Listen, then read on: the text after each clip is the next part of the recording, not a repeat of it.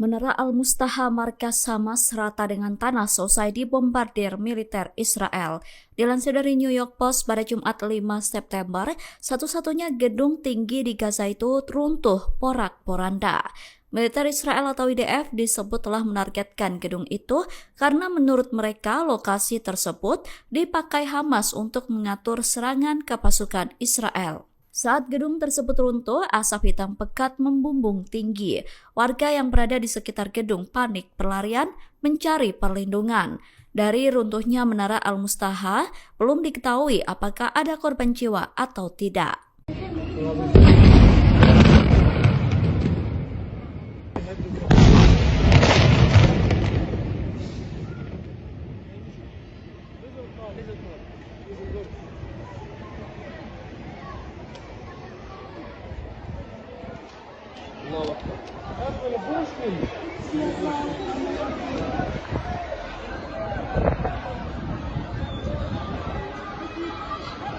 Menteri Pertahanan Israel Yoav Katz mengklaim militernya berhasil membuka gerbang neraka di Gaza. Pernyataan itu disampaikan Menteri Israel setelah IDF membombardir Menara Mustaha pada Jumat 5 September.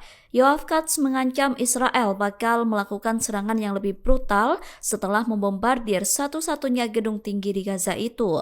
Katz mengatakan ketika gerbang neraka telah dibuka maka tidak akan ditutup lagi. Menurutnya operasi militer di Gaza akan terus meningkat hingga Hamas mau mengakhiri perang dengan sejumlah syarat yang diajukan Israel.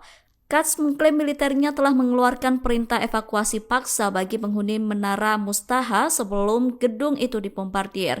Israel sengaja menargetkan Menara Mustaha karena diduga menjadi markas Hamas dalam menyusun strategi untuk menyerang negaranya.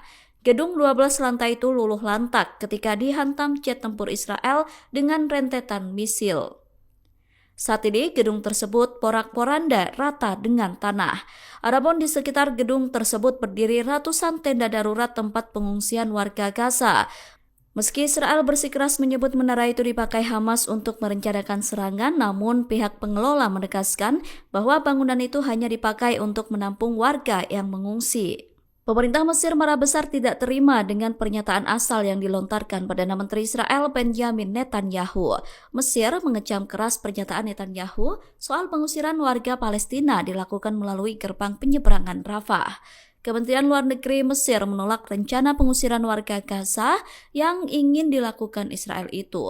Pernyataan itu disampaikan oleh Kementerian Luar Negeri Mesir pada Jumat 5 September. Kemenlu Mesir menekankan penargetan warga sipil dengan memaksa mereka pergi merupakan pelanggaran terhadap hukum internasional. Sikap Israel itu juga disebut sebagai upaya pembersihan etnis. Kemenlu menegaskan bahwa mereka tidak akan pernah terlibat dalam praktik pengusiran warga Gaza. Mesir juga menolak mentah-mentah untuk menjadi perantara upaya pengungsian warga Palestina. Mesir menegaskan sikap itu digambarkan sebagai garis merah yang tidak bisa dilampaui. Kemenlu Mesir menyerukan komunitas internasional untuk mengaktifkan mekanisme akuntabilitas terhadap tindakan-tindakan semacam itu. Mesir memperingatkan bahwa tindakan pengusiran warga Gaza semakin sering digunakan sebagai propaganda politik Israel karena ketiadaan keadilan internasional.